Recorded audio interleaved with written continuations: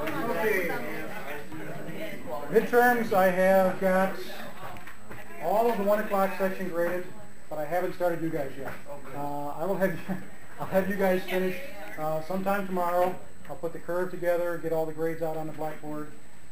So far things are looking pretty good as far as the first section is concerned.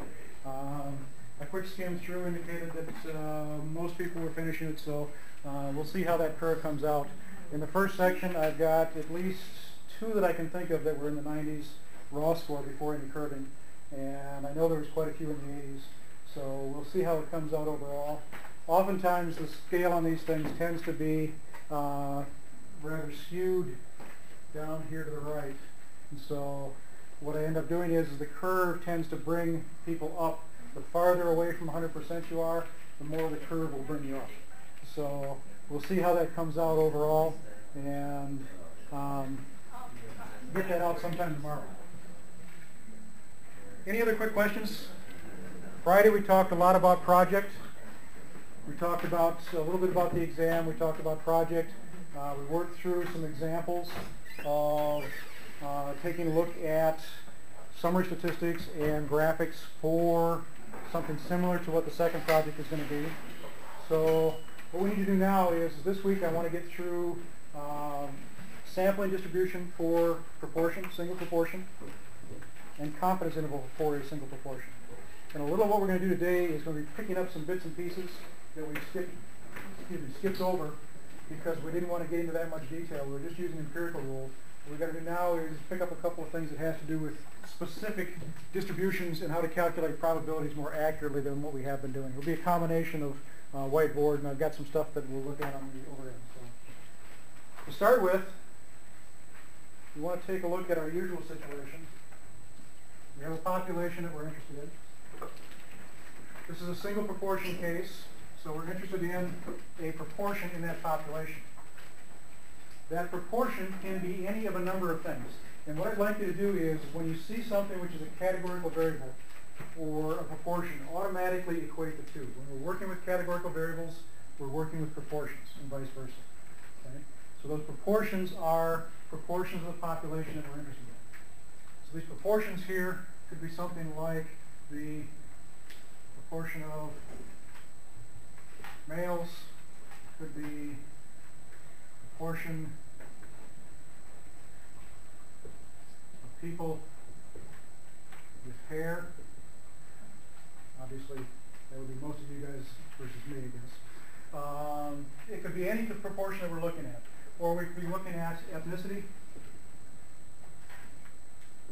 Ethnicity would have values of the usual African American, Asian, Hispanic, Caucasian, so forth. And in that case, the proportion would be one specific proportion. So we might focus on just the proportion of Asian in the population. Okay?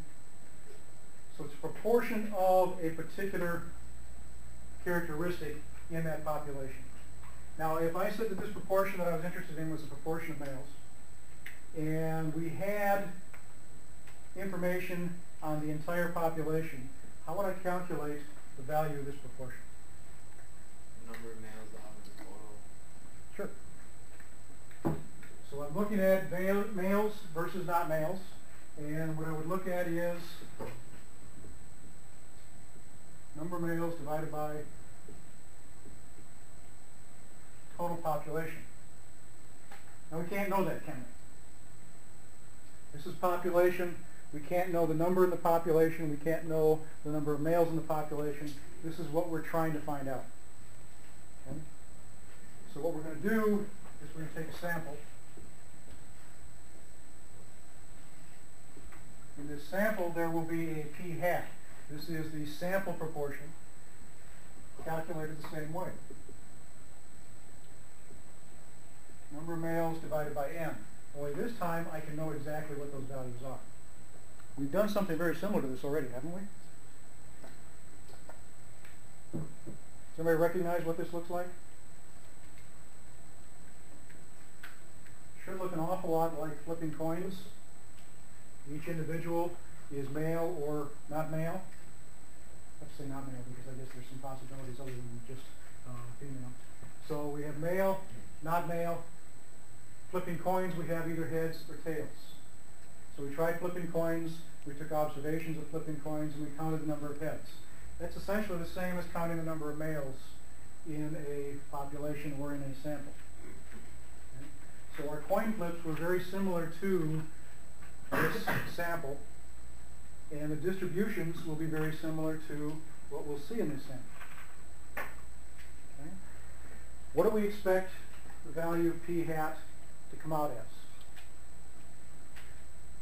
First of all, what would you expect this value of p to be in the overall population? Should be half, 0.5. So, if I take a sample, what should p hat be? Exactly 1/2?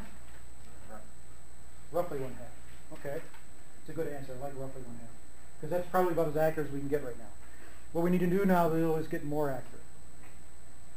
What we'll find is that this has a specific distribution. Did we talk about what that was? When we did our coin flips, what was the shape of the distribution of number of heads? Remember having that up here on the board? What shape did that have?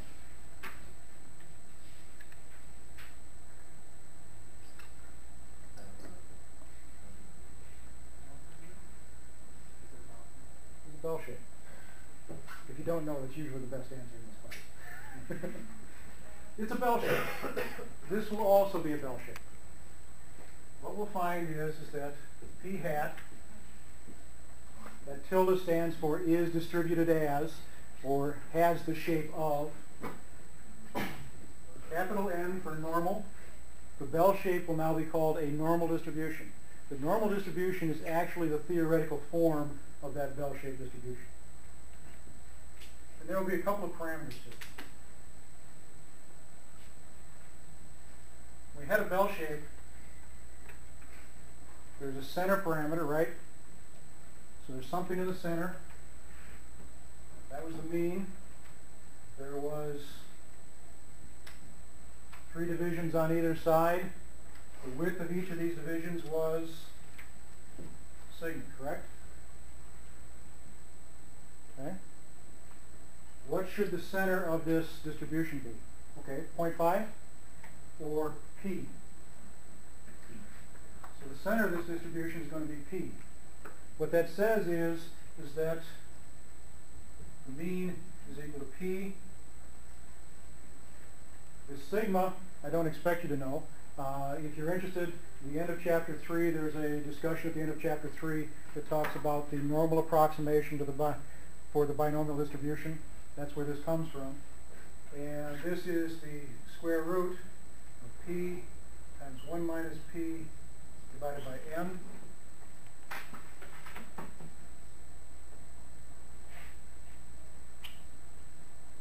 And that's essentially what we got down here. Okay. So, the sampling distribution of p hat is going to be normal, centered at p, with a standard deviation of p times 1 minus p divided by n, all underneath the square root. So that says I can get a little bit better than roughly, can't I? Given a particular value of p, I can actually calculate that. So for a particular value of p, we said this is 1/2.